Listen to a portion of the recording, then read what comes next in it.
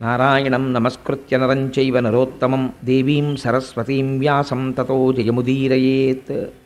హరి ఓం. పరమేశ్వర స్వరూపమైన సభకి నమస్కారం. ఈరోజు ప్రసంగాన్ని పూర్తి చేసేటటువంటి సమయానికి పరీక్షిన్ మహారాజు గారు అత్యంత ధర్మబద్ధంగా పూర్వం పాండవులు ఎలా పరిపాలన చేశారో వారి పరిపాలనని తలంపుకలకు తీసుకొస్తూ కృష్ణ పరమాత్మ యొక్క పాదార విందముల యందు ఎడతెగనటువంటి భక్తితో రాజ్యాన్ని సస్యశ్యామలంగా ఉండేటట్టుగా పరిపాలన చేస్తున్నాడు. అలా పరీక్షిత్ పరిపాలిస్తున్నటువంటి కాలంలో ఒక ఆశ్చర్యకరమైన సంఘటన జరిగింది. మీకు నిన్నటి రోజున నేను ఒక విషయాన్ని విజ్ఞాపన చేశాను. ఎందుచేత కృష్ణ నిర్యాణము ప్రారంభమైపోయింది ప్రథమ స్కంధంలో అంటే, శుకుడు భాగవతం చెప్పడానికి వచ్చి కూర్చోవాలి. అది ఒక చారిత్రాత్మకమైన సంఘటన. ఎందుకంటే శుకుడు వచ్చి కూర్చోడు. ఎందుకు కూర్చోడు అంటే, అసలు శుకుడికి అలా కూర్చోవలసిన అవసరం లేదు. నిరంతరము బ్రహ్మమునందు రమిస్తూ ఉంటాడు. అటువంటి వాడు మీకు నేను మొదటి రోజున అనుకుంటా విజ్ఞాపన చేశాను. ఒక ఆవు పాలు పితకడానికి ఎంత సమయం పడుతుందో అంతకన్నా ఆయన ఏ ప్రాంతమునందు నిలబడడు. అటువంటి వాడు వచ్చి కూర్చోవాలి. అలా కూర్చోవాలంటే అదొక గొప్ప సందర్భం. ఆ సందర్భం ప్రారంభమైతే అసలు భాగవతం ప్రారంభం కావాలి. ఇంకక్కడి నుంచి మళ్ళీ అవతారములను వరుసగా తీసుకురావాలి. అది తీసుకురావాలంటే కృష్ణ నిర్యాణాది ఘట్టములు పూర్తవ్వాలి. అందుకని చెప్పి కృష్ణ నిర్యాణం ముందు వస్తుంది ప్రథమ స్కందంలో అని మీకు నేను మనవి చేశాను. కృష్ణ నిర్యాణం జరిగింది అంటే దాని అర్థం ఏమిటంటే కలియుగం ప్రారంభమైంది. కలిపురుషుడు ప్రవేశించాడు. కలిపురుషుడు ప్రవేశించిన దగ్గర నుంచి ఒక రకంగా ఆలోచిస్తే కలిపురుష ప్రవేశము చేత వచ్చేటటువంటి ప్రయోజనం ఒకటి ఉంది. ఆ మాట నేనంటే కొంచెం ఆశ్చర్యకరంగా, అదేమిటండి మీరు అలా మాట్లాడారు అని మీకు అనిపించవచ్చు. కానీ ఒక యథార్థం నేను మీకు మనవి చేస్తున్నాను. కలియుగంలో ఉండేటటువంటి మొట్టమొదటి గొప్పతనం ఏమిటంటే, నామాన్ని పట్టుకుంటే చాలు, చాలా తేలికే. జాగ్రత్తగా నామాన్ని పట్టుకుని ఉండగలిగితే, ఈశ్వర కథని పట్టుకుని ఉండగలిగితే తరిస్తాడు. రెండవది, కలియుగంలో పుణ్యకార్యము చేశాడా లేదా చూడరు. పుణ్యకార్యమును తలపెట్టగలిగితే చాలు. కనీసం మనస్సులో 10 మాటలు, ఏమండి నేను కాశీ వెళ్ళాలనుకుంటున్నాను, నేను తిరుమల వెళ్ళాలనుకుంటున్నాను, ఆ శ్రీశైలం వెళ్ళాలని ఉంటుంది, ఆ శ్రీశైలంలో సుప్రభాతం ఎలా జరుగుతుందండి, ఒక ఆవును తీసుకొస్తారట కదా, గోపూజ జరుగుతుందట కదా, అక్కడే కుండంలోకి నీరు వస్తుందట కదా, ఇవన్నీ ఎలా జరుగుతాయండి, జంబుకేశ్వరంలో అమ్మవారికి మధ్యాహ్నం నైవేద్యానికి అర్చకులు చీర కట్టుకుంటారట కదా, అంతటి శక్తి స్వరూపిణిట కదా అమ్మవారు, అర్చకులు కూడా అమ్మవారి ముందు పురుష రూపంలో నిలబడరట, నిజమేనా, అక్కడికి వెళ్ళాలని ఉందండి అని అన్నాడు అనుకోండి, ఆర్తితో ఆ మాట అంటే వెళ్ళిన ఫలితం వేసేస్తారు. అది విచిత్రం. అంటే ఏదో కోటేశ్వరరావు అలా అన్నారు కదా అని ఉట్టిన జంబుకేశ్వరం వెళ్దాం అనుకుంటున్నానండి, తిరుపతి వెళ్దాం అనుకుంటున్నానండి అంటే కాదు. నిజంగా ఇక్కడి నుంచి ఆర్తితో రావాలి. ఆ మాట వస్తే వేస్తారు. పాపకార్యం పూర్తయితే ఫలితం వేస్తారు. పాపకార్యం పూర్తి చెయ్యాలి, పుణ్యకార్యాన్ని పూనికతో తలుచుకోవాలి. ఇది కొంత అడ్వాంటేజా కాదా చెప్పండి నాకు. అయితే మీరు అలా నిలబడగలిగితే అది మీకు కొంత ప్రయోజనాన్ని చేకూర్చగలదు. కానీ అదే సమయంలో కలి అనబడేటటువంటిది ఒక విషపు పురుగు, చాలా ప్రమాదకరమైనటువంటి స్థితి. ఎందుచేతనంటే ఎప్పుడు దేహ సంబంధమైనటువంటి సుఖాల వైపుకే లాగేస్తాడు తప్ప అసలు ఈశ్వరుడి వైపుకి తల తిప్పనివ్వడు, ఉక్కిరి బిక్కిరి చేసేస్తాడు. అటువంటి యుగం ప్రారంభమవుతోంది. అందుకని ఈశ్వరుడు ఆ సమయంలో నిలబడి ఉంటే కృష్ణ పరమాత్మ ఈ కలిపురుష ప్రవేశం జరగదు. అందుకని ఈశ్వరుడు కూడా ఆ యుగం జరగడానికి కావలసిన అవకాశం ఆయన ఇచ్చేశాడు. అందుకని అవతారం సాధించేశాడు. పరీక్షిన్ మహారాజు గారు దిగ్విజయ యాత్ర చేస్తున్నాడు. దిగ్విజయ యాత్ర చేస్తుండగా ఒక చోట ఒక ఆశ్చర్యకరమైనటువంటి సంఘటన చూశాడు. దీన్ని మీరు కొంచెం జాగ్రత్తగా గమనించాలి. కేవలం మీరు ఒక పురాణ కథగా దాన్ని విన్నారనుకోండి, దానివల్ల ఎంత ప్రయోజనం వస్తుంది అంటే నేను చెప్పలేను. కానీ భాగవతంగా మీకు అర్థం కావాలంటే ఇది చాలా కీలకమైనటువంటి ఘట్టం. ఒక మహాపురుష ప్రవేశం జరిగే ముందు దాని వెనకాతల ఒక కీలకమైన సందర్భం ఉంటుంది. మీరు ఒక బంగారం ముద్ద పట్టుకెళ్ళి అయ్యా నాకు ఒక ఉంగరం చెయ్యండి అని చెప్తే, మీరు జ్ఞాపకం పెట్టుకోండి, మీరు ఇచ్చిన బంగారం ముద్ద మీరు కోరుకున్న బంగారు ఉంగరంగా బయటికి వచ్చే ముందు అగ్ని జ్వాలల యందు ఆ బంగారము తప్తమవుతుంది, సుత్తి దెబ్బలు తింటుంది. ఇన్ని పడితే అప్పుడు మీరు కోరుకున్న బంగారం ఉంగరం చిన్న పెట్టిలో పెట్టి మీ చేతికి ఇస్తారు. ఉంగరముగా మారే ముందు, ఉంగరముగా వచ్చే ముందు వెనక ఒక గొప్ప విషమమైనటువంటి ఒక స్థితి నడుస్తుంది. ఇప్పుడు శుకుడు వచ్చి కూర్చోవలసినటువంటి సందర్భం వస్తోంది. రావాలంటే దాని వెనకాతల ఏదో ఒక మహత్తరమైన సంఘటన జరుగుతోంది. మీరు ఆ కోణంలో దాన్ని పరిశీలన చెయ్యలేదు అనుకోండి, భాగవతాన్ని వ్యాసుడు అలా ప్రారంభం చేసినటువంటి రహస్యం మీకు అందదు. అది అందిందనుకోండి, అందుకే భాగవతం విన్నంత మాత్రం చేత జీవితం మారిపోతుందంతే. అభయం ఇచ్చేశారు. భాగవతం విన్నాడు, కొన్ని కోట్ల కోట్ల జన్మల తర్వాత వాడు వింటున్నాడు భాగవతం అని చెప్పేశారు. ఇప్పుడు మీరు ఆ కోణంలో మనస్సుని సంసిద్ధం చేసుకుని వినండి. పరీక్షిన్ మహారాజు చూస్తున్నాడు. పరీక్షిన్ మహారాజు చూడడం కాదు, మీరు చూడాలి. ఇప్పుడు అలా ఎలా చూస్తారన్నది చివరికి సమన్వయం చేస్తాను. పరీక్షిన్ మహారాజు దిగ్విజయ యాత్రలో తిరుగుతూ తిరుగుతూ ఒక ప్రదేశమునకు వచ్చారు. వచ్చేసరికి అక్కడ ఒక ఆవు నిలబడి ఉంది, ఒక ఎద్దు నిలబడి ఉంది. ఈ ఆవు పిల్లలు పక్కన లేక, పిల్లలు కనపడక, పిల్లల యొక్క క్షేమవార్త తెలియక ఏడుస్తున్నటువంటి తల్లి ఎలా ఉంటుందో అలా ఉన్నది. ఈ ఉపమానం నేను మీకు చెప్పాను అనుకోండి, వాచికంగా చెప్పినప్పుడు చాలా తేలిగ్గా ఉంటుంది. ఏముందండి అది పెద్ద అని మీరు దాన్ని చాలా తేలిగ్గా తీసేస్తారు. తండ్రికి ఈ ఉపమానం వెయ్యరు, తల్లికి వేస్తారు. ఎందుకనంటే నేను మీకు ఒక ఉదాహరణ చెప్తే మీరు తొందరగా దాన్ని పట్టుకోగలుగుతారు. నేను ఒకప్పుడు సామర్లకోటలో ఉద్యోగం చేస్తుండేవాడిని. అప్పుడు నేను సామర్లకోటలో ఒకరోజు సాయంకాలం బస్ స్టాండ్లో నిలబడి ఉన్నాను, కాకినాడ వచ్చే బస్సు ఎక్కడానికి. నిలబడి ఉండగా ఒక ఆశ్చర్యకరమైన సంఘటన జరిగింది. పల్లెటూరి వాళ్ళు, పాపం తెలియని వాళ్ళు, వాళ్ళందరూ కూడా ఏదో ఇటువైపు పక్కన ఆ పెద్దాపురం దాటిన తర్వాత జగ్గంపేట వెళ్ళవలసినటువంటి బస్సు ఒకటి ఎక్కాలి. ఈ చిన్న చిన్న పిల్లల్ని పట్టుకుని, ఇద్దరు మగపిల్లల్ని, ఈ పల్లెటూరి ఆడవాళ్ళందరూ ఎక్కడంలో ఒక తల్లి కూడా ఒక బస్సు ఎక్కేసింది. ఎక్కేసిన తర్వాత ఆ బస్సు కండక్టర్ గారు అన్నారు, అయ్యో ఇది జగ్గంపేట వెళ్ళదమ్మా ఈ బస్సు, ఇటేదో వడ్లమూరు అటువైపుకు వెళ్ళిపోతుంది, పెద్దాపురం దాటిన తర్వాత ఇది జగ్గంపేట వెళ్ళదన్నాడు. మళ్ళీ అందరూ బిలబిల దిగిపోయారు. బస్సు వెళ్ళిపోయింది.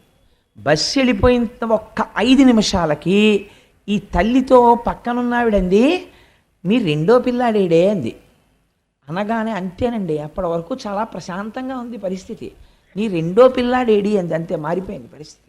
ఆవిడ ఒక్కసారి చూపులు మారిపోయి ఉద్విగ్నం అయిపోయి అటు ఇటు చూసింది, కొడుకు కనపడలేదు. ఒక 2 నిమిషాలు మాత్రం అడిగింది, కొడుకేడి, మా అబ్బాయేడి అంది, కనపడలేదు. అంతే. బస్సు వెళ్ళిపోయి 10 నిమిషాలు అయిపోయింది. ఈవిడ పరిగెడితే దొరుకుతాడండి? మీరు చెప్తే నమ్ముతారా? ఆవిడికి ఒంటి మీద బట్ట ఉందో లేదో కూడా ఆవిడ చూసుకోలేదు. గుండెలు బాధేసుకుంటూ ఆ పిల్లాడి కోసం ఏడుస్తూ బస్ స్టాండ్లోంచి బయటికి పరిగెత్తి పారిపోతుంటే చుట్టుపక్కల ఉన్న వాళ్ళందరూ పట్టుకుంటే ఆగదే.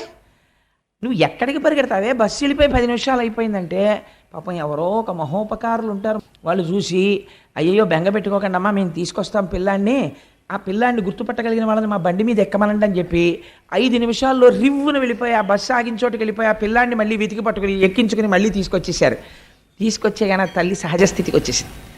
వచ్చేస్తే ఏమే తీసుకొస్తారు కదా, అదేంటి ఆ గుండెలు బాధేసుకోవడం ఏమిటి, ఆ నేల మీద పడిపోవడం ఏమిటి, ఆ ఈ తలంతా దెబ్బలు, ఇదంతా నెత్తురు, ఆ కొట్టేసుకుంది, ఆ గుండెలంతా నిప్పి, అప్పుడు తెలుస్తోంది ఆవిడికి బాధ. ఆ కొడుకు కనపడే వరకు అసలు ఆవిడికి అలా దెబ్బలు తగిలాయని, నెత్తురు కారిపోతోందని, భూమికేసి కొట్టేసుకుంటున్నానని తెలియదు. తల్లి ప్రేమ అంటే అలా ఉంటుందండి. అమ్మ అన్న మాట అంత గొప్పది. అందుకే ఇవాళ పేపర్లో చూశాను, నేను చదవడం ఇవాళ టైమే కుదరలేదు. వేటూరి సుందరరామూర్తి గారు ఏడిచ్చాడు మహానుభావుడు, తెలుగు భాషలో అమ్మని దూరం చెయ్యకండి అన్నాడు. అమ్మ అన్న మాటకి అంత గౌరవం ఉంది, అమ్మ అన్న మాట వెనక అంత ప్రేమ ఉంది. మాతృత్వంలో ఉన్నటువంటి ప్రేమ అంతటినీ తీసుకొచ్చి మీరు ఒక ముద్దగా పెడితే, ఆ ముద్దని మీరు చూడాలి అనుకుంటే ఆ ముద్దయే భూమి. భూమి అమ్మ. అందుకే భూమి గురించి ఎక్కడైనా చెప్పవలసి వస్తే పొంగిపోతారు ఋషులు. వాల్మీకి మహర్షి అయితే చితిక్షమా పుష్కరసన్నిభాక్షి అంటారు. అమ్మకుండే గొప్ప లక్షణం ఏమిటో తెలుసా అండి? ఓర్పు. ఎక్కడి నుంచి వస్తుందో తెలియదు. ఆ పిల్ల చివల్ రస్ అంటారు పెళ్లి చూపులకు ముందు. అమ్మో బలానా వాళ్ళ అమ్మాయిని చేసుకుంటారండి, అమ్మ అమ్మాయి ముక్కోపెండి బాబు, అన్నింటికీ కోపడుతుందంటారు. ఎక్కడికి పోతుందో తెలియదు ఆ కోపం అంతాను. ఒక్క 2 పిల్లలు పుట్టేటప్పటికీ ఎంత అల్లరి చేయనివ్వండి, ఎంత ఓర్పు. ఓ 4 ఏళ్ళు పోయిన తర్వాత ఆ పిల్ల ఇంటికి వెడితే ఇటు ఆ అమ్మాయికే ఇంత ఓర్పు వచ్చేసింది, అంత ముక్కోపం ఉండేదనిపిస్తుంది. అమ్మకి ఓర్చగలిగినటువంటి గుణం ఉంటుంది. ఇవాళ భూమి దాన్ని కోల్పోయినది కలియుగ ప్రారంభంలో. అందుకని బిడ్డ కనపడని ఆవు ఏడ్చినట్టు ఏడుస్తోంది ఆవిడ. ఇది కలియుగానికి ప్రారంభం. అమ్మ ఏడుపుతో కలియుగం ప్రారంభమైంది. దీన్ని మీరు గుర్తుపట్టాలి. గుర్తుపడితే భాగవతం ఏమిటో మీకు అందుతుంది. ఏడుస్తుంటే పక్కన వచ్చి ఒక ఎద్దు నిలబడి ఉన్నది. ఇప్పుడు ఆ ఎద్దు ఒక కాలుతోనే ఉంది, 4 కాళ్ళు లేవు ఎద్దుకి, ఒక్కటే కాలు. అసలు మీరు ఒక విషయం ఆలోచించండి, ఒక కాలు మీద ఎద్దు నిలబడగలదా? ముందు 2 కాళ్ళు ఉండి వెనక 2 కాళ్ళు లేకపోతేనే ఆ ఎద్దుకి నడక లేదు. అటువంటిది 3 కాళ్ళు లేకుండా మీరు ఎద్దుకి ఎటువైపు కాలు ఒక్కటి ఉంచినా సరే అసలు ఆ ఎద్దు నిలబడి ఉండడాన్ని మీరు చూడగలరా? మీరు చూడలేరు. ఒక కాలుతో ఉన్న ఎద్దు భూమి మీదే డేకుతూ ఉంటుందంతే, నిలబడినట్టు కనపడుతుందంతే. ఇలా నిలబడినట్టు ఉన్నటువంటి ఎద్దు తన 3 కాళ్ళు పోయాయని ఏడవట్లేదు, ఆవు ఏడవడానికి ఆశ్చర్యపోయింది. ఇది మీరు గుర్తుపట్టవలసిన రహస్యం. ఆవు ఎందుకు ఏడుస్తోందని గోమాత వంక తిరిగి అంది. ఎందుకు ఏడుస్తున్నావు మంగళప్రదురాలా అని అడిగింది. మంగళప్రదురాలా అంటే శుభం ఇవ్వడం మాత్రమే తెలుసున్నదానా? యథార్థం అండి. మీరు ఇల్లు కట్టుకోవాలంటే భూమిని గుణపంతో ఆవిడ గుండెల మీద కన్నం పెడతాం. శంకుస్థాపన చేస్తే ఆవిడ ఇల్లు కట్టుకోమంటుంది. మనం అన్నం తినడానికి నాగలి పట్టి అమ్మ గుండెల మీద ఘాట్లు పెడతాం. అమ్మ పంటలు పండి మనకి కడుపు నిండేటట్టుగా అన్నం పెడుతోంది. మీరు ఎంత బాధ పెట్టినా కన్నులంబట నీరు పెట్టుకోవడం ఆవిడికి తెలియదు, మీరు బ్రతకడానికి ఇవ్వడం ఆవిడికి తెలుసు. మీరు ఒక్కటి యథార్థంగా ఆలోచించండి. నేను ఇలా అన్నానని మీరు మరోలా అనుకోవద్దు. సూర్యుడికి నమస్కారం చేసేవాడు ఉంటాడు, శివాలయానికి వెళ్ళేవాడు ఉంటాడు, విష్ణు ఆలయానికి వెళ్ళేవాడు ఉంటాడు, వెంకటేశ్వర స్వామి ఆలయానికి వెళ్ళేవాడు ఉంటాడు, కాశీ వెళ్ళొచ్చి గంగ పూజ చేసేవాడు ఉంటాడు.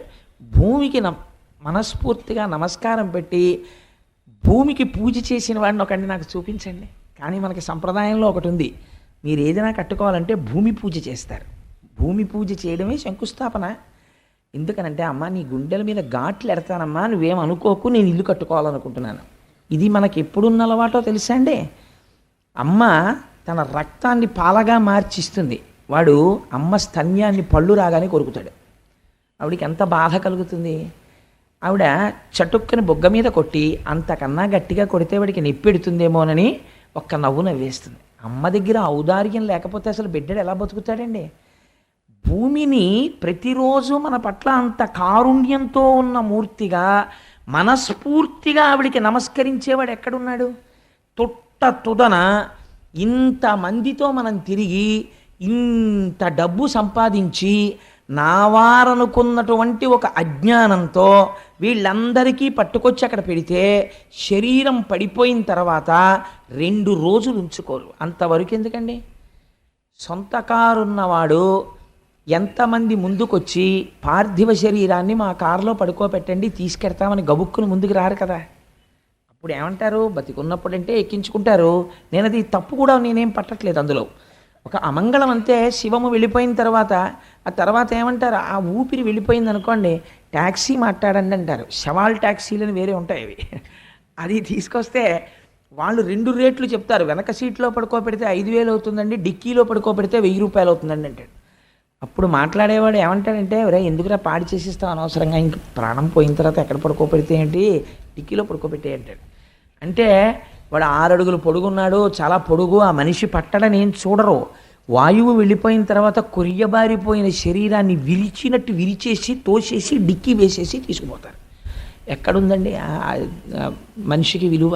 ఆ శివము వెళ్ళిపోయిన తర్వాత అలాంటి శరీరాన్ని ఎవ్వరూ పుచ్చుకోరు.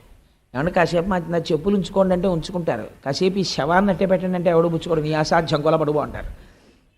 అలాంటిది మళ్ళీ పుచ్చుకునేది ఎవరైనా ఉంటే అమ్మ ఒక్కతే పుచ్చుకోవాలి. నిజంగా ఎంత ఔదార్యంతో మనం లేవగానే భూమికి నమస్కరించి భూమి మీద పడి ప్రణిపాతం చేసి అమ్మా నన్ను మన్నించు, నాకు తక్కడం తప్ప మార్గం లేదమ్మా అని లేవాలి. కానీ మనం నమస్కరించకపోయినా ఆవిడ ఏమీ అంటలేదు, అన్నం పెడుతోంది, క్షేమం కోరుతోంది. ఆవిడ మంగళప్రదురాలు కాదని మీరు అనగలరా? ఇది మంగళప్రదురాలైన గోవు ఏడుస్తోందని చెప్తే. ఇప్పుడు ఆ గోవు ఏడుస్తుంటే ఎద్దు అడిగింది, నువ్వు ఎందుకు ఏడుస్తున్నావు, నీకేం బాధ కలిగింది, నువ్వు చాలా సంతోషంగా ఉండేదానివి కదా, ఒకప్పుడు రేఖామయద్ధుధా కలశాతపత్ర వజ్రాంకుశాంబురుహ కల్పక శంఖ చక్రై అని ఆ అమృతపాత్ర, వజ్రము, నాగలి, శంఖము మొదలైనటువంటి గుర్తులు కలిగినటువంటి శ్రీపాదములు కలిగినటువంటి స్వామి నడయాడినటువంటి భూమి కదా, దేనికి ఏడుస్తున్నావు నువ్వు అని అడిగింది.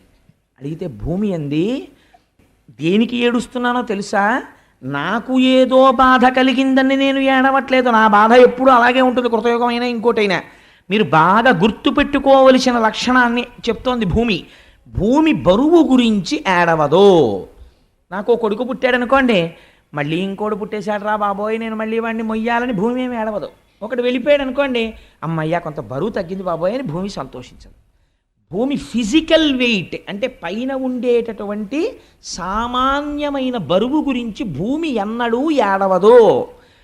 పిల్లాడు 2 కంచాల అన్నం తిన్నా అమ్మ బాధపడదు, షేరు పాలు తాగినా అమ్మ బెంగ పెట్టుకోదు, తన అన్నం తినడం మానేసి నేను తినేశాను రా అని కొడుక్కి పెట్టేస్తుంది. అమ్మ ఎప్పుడు బాధపడుతుంది, కొడుకు అబద్ధాలాడి తండ్రికి అపఖ్యాతి తీసుకొస్తే అమ్మ బాధపడుతుంది. ఇప్పుడు బాధపడుతోంది గోవు, దేనికి బాధపడుతోంది, బయట ఉన్న బరువు కేడవట్లేదు. ఇది చెప్తున్నారు కలియుగ ప్రారంభంలో ఎందుకు భూమి ఏడుస్తుందో. అలా ఏడవకుండా చూడవలసిన బాధ్యత నీ మీద ఉన్నది. ఎందుకు ఏడుస్తోంది ఆవు, ఇప్పుడు చెప్తోంది కలి ప్రవేశించాడయా అని. నేను ఏడుస్తున్నానంటావేమిటి, నేను ఎందుకు ఏడుస్తున్నానో కారణం ఏమిటో తెలుసా, నీకు 3 కాళ్ళు లేకపోవడం. నీ 3 కాళ్ళ లేని తనాన్ని చూసి నేను ఏడుస్తున్నానంది. ఇదేమిటి ఈ గమ్మత్తైన మాట ఏమిటి, ఆయనకి 3 కాళ్ళు లేకపోతే ఈవిడ ఏడవడం ఎందుకు అంటే, ఆవిడంది, ఈ లోకంబున పూర్వము 4 పాదముల చేత నీవు నడతువు, నేడా శ్రీలలనేశుడు లేమిని కాలముచే నీకు ఒంటి కాలయ్యకదే.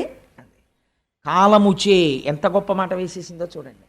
కలి బలవంతంగా వచ్చాడా, రాలేదు, ఈశ్వరుడు అనుగ్రహించాడు. కలియుగం అంతే, వాడు రావాలి, దారి ఇచ్చాడు. ఇవ్వడమే కాలం దారిచ్చింది. కాలము ఈశ్వర రూపం, దారిచ్చింది, వచ్చాడు. ఆయన వచ్చాడు, వస్తే నీకెందుకు బాధ అంటే, కాలముచే నీకు ఒంటి కాలయ్య కదే. ఆ కలి లోపలికి ఇంకా అడుగు పెట్టి ఉంచుకోలేదు, పాదాలు మారిపోయింది పరిస్థితి. ఏమిటైంది ఇప్పుడు అంటే, బిడ్డలు తల్లిదండ్రులను చూడడానికి ఇష్టపడము లేదు. పెద్దవారైపోయినటువంటి తల్లిదండ్రులు చాలా బరువుగా అనిపిస్తున్నారు పిల్లలకి. పిల్లల యొక్క యోగక్షేమాల్ని చూసి వాళ్ళని వృద్ధిలోకి తీసుకురావడానికి సంస్కారయుతంగా ముందు పిల్లలకి సంస్కారం నేర్పాలని పెద్దలు ఆలోచించడం లేదు. ధర్మము విచ్చిపోతోంది. పూర్వం 4 పాదములు నీకుండేవి, ఇవి మామూలు ఎద్దు కాదు. ఇప్పుడు మీరు గుర్తుపట్టాలి, ఆ ఎద్దెవరు, ధర్మము. ధర్మమునకు భూమికి ఎంత దగ్గర సంబంధమో చూడండి. నీకు 4 పాదాలు ఉండేవి. ఏమిటా 4 పాదాలు, 1 సత్యము, 2వది శౌచము, 3వది తపస్సు, 4వది దయ. ఈ 4 పాదములతో ధర్మం నడుస్తుంది. ఇలా నడిచేటటువంటి 4 పాదములు కలిగినటువంటి ధర్మం అనబడేటటువంటి వృషభమునకు, అందుకే శంకరుడు వృషభాన్ని ఎక్కుతాడంటాడు. అంటే ఆయన ధర్మమును అధిరోహించి నడుస్తాడు ఆయన. కాబట్టి ఇప్పుడు నీకు 1 పాదమే ఉన్నది, 3 పాదములు నీకు లేవు. ఎందుకు లేవు 3 పాదములు? ఈ 3 పాదములు లేకపోవడం చేత కలిపురుషుడు వచ్చేసాడు. వచ్చేయడం వల్ల నీకు 3 పాదాలు పోతే ఏమవుతుంది, దేవతలకు, ఋషులకు, మీరు చాలా జాగ్రత్తగా గుర్తుపట్టాలి ఆవు చెప్తున్న మాటల్ని, దేవతలకు, ఋషులకు, పితృదేవతలకు, ధీయుతులకు, నీకు, నాకు, గోవులకు, వర్ణాశ్రమములకు బాధ ఎనుచు కుందెదననగా అంది. ఎవరెవరికిట బాధ, ఎందుకు ఏడుస్తున్నానో తెలుసా, వీళ్ల కోసమే నేను ఏడుస్తున్నానంది ఆవిడ. ఎవరి కోసం, దేవతలకు, దేవతల గురించి ఏడుస్తున్నాను. ఎందుకు ఏడుస్తున్నాను, రాబోయేటటువంటి కాలంలో యజ్ఞయాగాది క్రతువులను విమర్శించేటటువంటి వాళ్ళు ఎక్కువైపోతారు. యజ్ఞయాగాది క్రతువులు ఒక్క మన సనాతన ధర్మంలో మాత్రమే ఉంటాయి, ఇంకెక్కడా లేవు. యజ్ఞము చెయ్యడం, అగ్నిహోత్రంలో హవిస్సు వెయ్యడం, మీరు మళ్ళీ సంపదని పొందడానికి అగ్నిహోత్రము ద్వారా దేవతలకు హవిస్సులు ఇస్తే ప్రీతి చెందినటువంటి దేవతలు మళ్ళీ వర్షాన్ని కురిపించి మీకు సంపదలను ఇస్తారు. మీరు తిరిగి వారి పట్ల కృతజ్ఞత ప్రకటించినప్పుడు దేవతల యొక్క ఆగ్రహమునకు గురవుతారు. కాబట్టి దేవతలకి హవిస్సులు ఇవ్వరు. హవిస్సులు ఇవ్వనటువంటి మనుష్యులకి శుభాన్ని మేము చెయ్యం అని దేవతలు చెయ్యరు. కాబట్టి హవిస్సులు పొందని దేవతలు తయారవుతారు. ఎందుచేత అంటే ఏది సనాతన ధర్మమో, ఏ సనాతన ధర్మము ఈ గడ్డ మీద నిలబడిందో ఆ గడ్డ మీద సనాతన ధర్మము విమర్శకి గురైపోతుంది. కాబట్టి ఏమైపోతుంది, యజ్ఞయాగాది క్రతువులు నశించిపోవడం ప్రారంభమవుతుంది. అందుకని దేవతలకు, ఋషులకు, ఎవరు వేదం కష్టపడి చదువుకుని స్వరం తెలుసుకుని చాలా కష్టపడి ఆ స్వరంతో వేదం చెప్తాడో అసలు ఆ వేదాన్ని ఆదరించాలనేటటువంటి బుద్ధి నశించిపోతుంది లోకంలో. ఎవడు తపస్సుతో ఉన్నాడో, ఎవడు నాకు లోకములో విషయసుఖములు అక్కర్లేదని జడలు కట్టి భగవంతుని ఎందున్నాడో వాడిని రాళ్ళు పెట్టి లోకం కొట్టేటటువంటి రోజు వస్తుంది. అలాంటి వాడిని చూసి నిష్కారణంగా విమర్శ చేసేటటువంటి రోజులు బయలుదేరిపోతాయి. నేను ఈ మాట అంటే నేను అసందర్భంగా అన్నానని మీరు అనుకోకండి. నేను తరచూ ఒక మాట చెప్తుంటాను. నాకు ఎక్కడైనా నేను తెల్లటి బట్టలు కట్టుకుని వెళ్ళిపోతుండగా నాకు కె విశ్వనాథ్ గారు కనపడితే, విశ్వనాథ్ గారికి నాకు మధ్యలో ఒక మురుగుడు గుంట ఉంటే నేను అది మురుగుడు గుంట ఉందని పక్కకి కూడా వెళ్లకుండా వారి పాదములకు ప్రణిపాతం చేయడానికి మురుగుడు గుంటలో పడిపోతాను అంటుంటాను. ఎందుకని అంటే బహుశా సినిమా రంగంలో ఆయన ఒక ఋషి. నేను ఈ మాట ఎందుకు అంటున్నానో తెలుసా అండి? ఆయన ఒక సినిమా తీశారు, నాకు ఆ పేరు జ్ఞాపకం లేదు, కానీ అందులో ఒక ఆఫీసరు వేదం చదువుకున్న వాళ్ళకి స్టైపెండ్ గ్రాంట్ చేస్తాడు. వేదం చదువుకుని 60 ఏళ్ళో 70 ఏళ్ళో వచ్చేసి వృద్ధుడైపోయినటువంటి పండితుడు పైన వస్త్రం కూడా లేకుండా ఉత్తరీయం వేసుకుని వచ్చి నిలబడితే ఆఫీసర్ ఎదురుగుండా 4 కుర్చీలు ఖాళీ ఉంటాయి. కూర్చోమని కూడా చెప్పడు, గోళ్ళు కొరుకుతుంటాడు ఆయన. గోళ్ళు కొరుక్కోవడం అంటే పని లేనివాడు చేసే పని ఏంటంటే గోళ్ళు కొరుక్కుంటున్నామని. ఆయన కాలం గురించి మాట్లాడుతుంటాడు. అది విచిత్రం. అసలు కాలస్వరూపమైన ఈశ్వరుడు గురించి వేదం చెప్తోంది. వేదం చదువుకున్న వాడిని నించోపెట్టాడు, తను కూర్చున్నాడు. ఏమిటండి మీకు స్టైపెండ్ ఇమ్మంటారు, స్టైపెండ్ ఇమ్మంటారు, మీకేమొచ్చు చెప్పండి అంటాడు. ఘన చెప్పడం, జట చెప్పడం అంటే మాటలు కాదు. ఆయన ఘన జట చెప్తుంటాడు. చెప్తుంటే అబ్బబ్బబ్బబ్బబ్బబ్బా ఆ మాట మళ్ళీ ముందు పెట్టి వెనకపెట్టి, ముందు పెట్టి వెనకపెట్టి ఎంతసేపు చెప్తారంటే టైం వేస్ట్ అంటాడు. సరే, ఆ తర్వాత ఇప్పుడు నేను సినిమా గురించి అంత ఎందుకు కానండి అంటే ఏమైంది, కలియుగం ఎలా ఉంటుందో సెల్యులాయిడ్ మీద విశ్వనాథ్ గారు చూపించారు. ఇలా చూపించిన డైరెక్టర్ని ఒకటి నాకు చూపించండి. వేదము అవమానింపబడుతుంది. వేదం గురించి తెలుసున్నవాడు వేదం గురించి మాట్లాడాలి. వీడికి ఏం తెలుసని వేదం చదువుకున్న వాడికి వీడు స్కాలర్షిప్ను, వీడు అదే స్టైపెండ్ గ్రాంట్ చేస్తాడు. ఘన జటా చదువుకున్న 70 సంవత్సరముల మహాపండితుణ్ణి నిలబెట్టి వేదం చదివితే వీడు నిర్ణయించి నెలకు 200 రూపాయలు గ్రాంట్ చేసేంత మొనగాడా? అంత అద్భుతంగా విమర్శ చేశాడు మహానుభావుడు. అందుకని దేవతలకు, ఋషులకు, పితృదేవతలకు తద్దినాలు పెట్టేవాళ్ళు కొరవైపోతారు. పితృదేవతలు ఏడుస్తుంటారు. ఒక్కడు తద్దినం పెట్టేవాడు కనపడ్డం. ఎందుకు పెట్టడు అంటే, ఎందుకండి శ్రాద్ధం పెట్టడం? శ్రాద్ధం అంత షార్ట్ కట్ ఏది ఉండదు. నేను ఒక మాట అంటే మీరు ఏమనుకోకండి, భాగవతంగా చెప్పేస్తే భాగవతం ఎందుకండి? పెద్ద కోడల్ని ఇంటికి తెచ్చుకునే ముందు అంత జాగ్రత్త ఎందుకు పడతారో తెలుసా? రేపొద్దున్న పితృదేవతలకి అందాలి అంటే ఆ పెద్ద కోడలు దీపం పెట్టాలి. కొడుకును పుట్టినటువంటి వాడు పెడితే అందుకోరు, కోడలు దీపం పెట్టాలి. తల్లిదండ్రుల పట్ల, అత్తమామల పట్ల సంస్కృతి సంస్కారం ఉన్న కోడలైతే దీపం పెడుతుంది. నేను ఎన్ని ఇళ్లలో చూశాను, తద్దినం పెట్టేటప్పుడు అసలు కోడలు వచ్చి దీపమే పెట్టదు. కాబట్టి పితృదేవతలకు ఇంత గొప్ప కోడలరా నా కోడలని వాళ్ళు ఏడుస్తారు అప్పుడు. అందుకని పితృదేవతలకు, నీకు ధర్మం పోతోంది, నాకు భూమికి, నీకు నాకు గోవులకు, ఆవులు అవమానింపబడతాయి. ఎప్పుడు చెప్పేసిందో చూడండి, కలియుగ ప్రారంభంలో చెప్పేసింది. ఆవుల్ని కొడతారు, ఆవుల్ని అమ్ముతారు, ఆవుల తోళ్లు తీసేస్తారు, ఆవు మాంసం తింటారు. గోవు అవమానింపబడిన చోట ఏ గోవు నుంచి వచ్చిన సమస్త పదార్థములు గౌరవింపబడ్డాయో అక్కడ గోవుల్ని రక్షించుకోవడానికి కేంద్రాలు వెలియవలసినటువంటిది, ఉద్యమాలు నడపవలసినటువంటి దౌర్భాగ్యం ఈ జాతికి వచ్చేస్తుంది. కాబట్టి గోవులకు, నానావర్ణాశ్రమములకు బాధయనచు కుండెదననగా కలియుగం ప్రవేశించింది అనడానికి ఇదే గుర్తు. వీళ్ళందరూ బాధలకు గురవడం ప్రారంభమైపోతోంది. అందుకు ఏడుస్తున్నానయ్యా అంది అని ఒక మాట చెప్పింది. నీకు 4 పాదములు ఉండేవి, సత్యము, శౌచము, తపస్సు, దయ. ఇప్పుడు ఇందులో 3 పాదములు పోయాయి. మీరు అలా చెప్తే నేను అలా అన్నాను అనుకోండి, ఇప్పుడు అది బయట ఉన్నటువంటి ఒక ఎద్దా కాదని నేను అంటున్నాను కదా. ఎద్దు ధర్మస్వరూపం, ఆవు భూస్వరూపం అని కదా నేను చెప్తున్నాను. ధర్మస్వరూపమునకు 3 పాదాలు పోయాయంటే ఎలా పోతాయండి? మీరు ధర్మమన్నా ఆచరించాలి, అధర్మమన్నా ఆచరించాలి కదా. మీరు ధర్మంగా ఉండాలి, మీరు ధర్మం చేయలేదు కాబట్టి ఏం చేసినట్టు? అధర్మం చేసినట్టు. కాబట్టి ఈ 3 పాదాల స్థానాల్లో మరి అధర్మమైనటువంటి 3 ఏముంటాయి? అవేవో తిరుగుతున్నాయి అన్నమాట బయట. ఈ 3 ఇక్కడ లేవు అంటే 3 తిరగకూడనివేవో తిరుగుతున్నాయి. అవి ఇక్కడ ధర్మానికి ఉండవు పాదాలుగా, అధర్మానికి ఉంటాయి. దాని గురించి చెప్పక్కర్లేదు. కానీ ఆ 3 ఏమిటై ఉంటాయి? ఆ 3 తిరగబట్టి ఈ 3 తెగిపోయాయి. ఏ 3 తిరుగుతున్నట్టు అంటే సత్యం అనేటటువంటి పాదము తెగదు.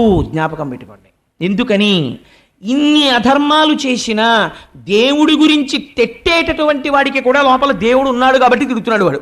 వాడు తిన్నది జీర్ణం చేయడం మానేశాడు అనుకోండి, చచ్చి ఊరుకుంటాడు. వాడు ఏం తిడతాడు వాడు? అందుకని లోపల ఆయన ఉండి ఊపిరిని వాక్కుగా మారిస్తే తిడుతున్నాడు కృతజ్ఞుడై. కాబట్టి ఈశ్వరుడు ఇంకా ఉన్నాడు కాబట్టి ఈ లోకం ఉన్నది, మారని పదార్థము ఇంకా కాపాడుతోంది. కాబట్టి సత్యం అలా ఉన్నది, అదొక్కటే పాదం. మరి పోయినది ఏది? శౌచము పోయినది. శౌచము దేని చేత పోయినది అంటే దుష్టజనులతో కూడినటువంటి సంగము వలన పోయినది. అంటే ఎంత పెద్ద కాషన్ ఆర్డర్ పడిపోయిందో చూడండి భాగవతంలో. అన్నిటికన్నా జీవితంలో మీరు చాలా జాగ్రత్తగా ఉండవలసినది దేని విషయంలో? స్నేహము విషయంలో. మీ ఇంటికి తమంత తాముగా 50 మంది రావచ్చు, 50 మంది మాట్లాడచ్చు. మీ స్థితి నుంచి మీరు జారిపోకూడదు. జారిపోకుండా దుష్టుడైన వాడు మీ ప్రమేయం లేకుండా ఒకనాడు మీకు తారసపడతాడు, మీతో వచ్చి మాట్లాడతాడు. వాడి మాటలు మీరు ఎలా వినాలంటే తామరాకు మీద నీటి బొట్టు పట్టినట్టు పట్టాలి. అది వెంటనే జారిపోవాలి తప్ప, ఒక చిరునవ్వుతో విని వదిలిపెట్టాలి తప్ప, దానికి మీరు మనసులో స్థానం ఇచ్చారనుకోండి అంతే, శౌచము పోతుంది. శౌచం అంటే ఏమిటో తెలుసా అండి? ఆచారము, నడువడి, వ్యవహారము ఇవన్నీ నశించిపోతాయి. వాడు మాట చెప్తాడు, ఎందుకంటే అవన్నీ ఏం అక్కర్లేదంటాడు. అవన్నీ అక్కర్లేదండి, ఎవరు చెప్పారు మీకు? అవన్నీ ఏం అక్కర్లేదంటాడు. తండ్రికి శ్రాద్ధం పెట్టాలని ఎవరు చెప్పారు? పెట్టక్కర్లేదంటాడు. అందుకని శౌచము పోయినది. దేని వలన పోయినది? మీరు ఒకటి జ్ఞాపకం పెట్టుకోండి, ఆచారం అవసరమా అవసరము లేదా? ఆచారం అవసరమే అని నేను అంటాను. ఎందుకంటానో చెప్పనండి. ఆచారము ముందు లేకపోతే మీరు మొహం కడుక్కోకుండా అన్నం ఎందుకు తినరు? మొహం కడుక్కోకుండా అన్నం ఎందుకు తినకూడదండి? మొహం కడుక్కోకుండా లోపలికి ఎడుతోంది కదా, పాచి ఎక్కడి నుంచి వచ్చింది? మీలోంచి వచ్చిన పాచే కదా మీ నాలిక మీద ఉన్నది, పళ్ళ మీద ఉన్నది. నేనే పుచ్చేసుకుంటాను, మళ్ళీ నేను తింటాను అన్నం. ఎందుకు తింటలేదు? లేకపోతే మీరు స్నానం చేయకుండా అన్నం ఎందుకు తింటలేదు? లేకపోతే నేను చొక్కా కింద ప్యాంటు పైన వేసుకుంటాను, ఎందుకు వేసుకోరు? అంటే ఒక ఆచారం ఉన్నది ప్రపంచంలో. ముందు ఒక మంచి జరగడానికి దానికి కావలసినటువంటి ఉపకరణములు ఆచారము చేత సిద్ధిస్తాయి. మీరు తిన్నటువంటి పదార్థమునందు శౌచం ఉండొచ్చు. భార్య ఎంతో కష్టపడి మంచి పదార్థం వండింది, మీరు రోజు మొహం కడుక్కోకుండా అన్నం తింటే ఏమవుతుంది? బ్యాక్టీరియా అంతా మళ్ళీ కడుపులోకి వెళ్ళి లేనిపోని జబ్బు వస్తుంది. మొహం కడుక్కోవడం అనేది ఆచారం అయితే, మొహం కడుక్కున్న తర్వాత అన్నం తినడం అనేటటువంటిది తదనంతరం ఈశ్వరుని యొక్క అనుగ్రహం పొందడానికి మీరు చేసేటటువంటి కర్మ యొక్క సాఫల్యతని పొందడానికి కావలసిన రీతిలో సంసిద్ధం అవడం. ఆ స్థాయిలో ఆచారం అవసరమా కాదా? అవసరమే. ఏ స్థాయిలో అవసరం లేదు? రమణ మహర్షికి అవసరం లేదు. రమణ మహర్షి గోచి పెట్టుకుని 30 రోజులు స్నానం చేయకుండా తిరుగుతారు. మీరు ఆయన్ని సామాన్యుణ్ణి పోలుస్తారా? జ్ఞాని ఎక్స్ట్రీమ్. జ్ఞానితో సామాన్యుణ్ణి పోల్చడం కుదరదు. ఆయన బ్రహ్మమునందు రమిస్తున్నాడు, నువ్వు రమించి మానే. అప్పుడు నీకు అసలు ఒంటి మీద బట్టలేదన్న విషయం స్పృహలో లేదు. అప్పుడు ఈ ఆచారం గురించి మాట్లాడలేవు. ఇప్పుడు నువ్వు ఆచారం గురించి ఎలా మాట్లాడతావు? కుదరదు. అది కుదిరేటటువంటి విషయం కాదు. నీకు ఈ స్థాయిలో ఆచారం అవసరమే. రమణులు నిర్ధారించారు. రమణులు సంధ్యావందనం చేయలేదని రమణుల ఆశ్రమంలో ఉన్నటువంటి రమణుల యొక్క మేనల్లుడు ఒక ఆయన సంధ్యావందనం చేయడం మానేశాడు. మా మామగారే చేరి నేను ఎందుకు చేయాలన్నాడు.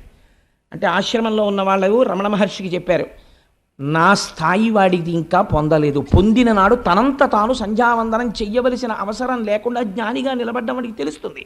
అప్పటి వరకు వాడు సంధ్యావందనం చెయ్యాలి.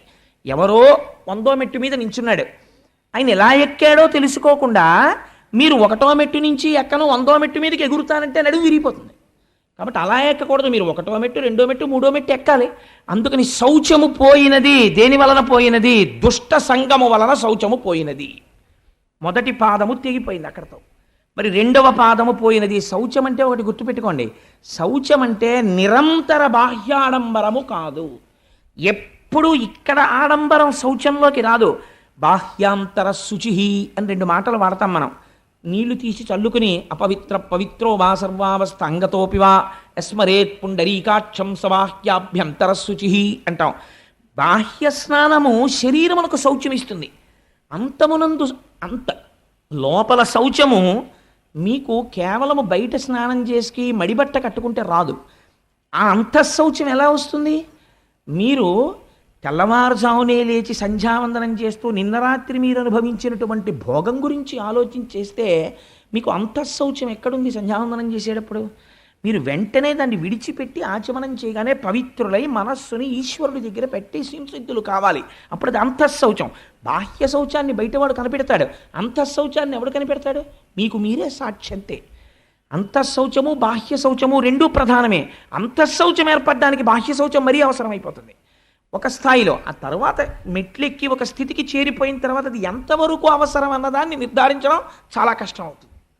అందుచేత ఇప్పుడు శౌచము దేని వలన పోయినది? దుష్ట సంగము వలన పోయినది.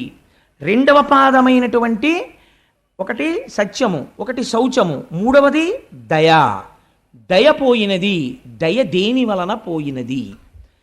దయ పోవడానికి ప్రధానమైనటువంటి కారణం ఏది అంటే అహంకారము వలన దయ నశించిపోతుంది.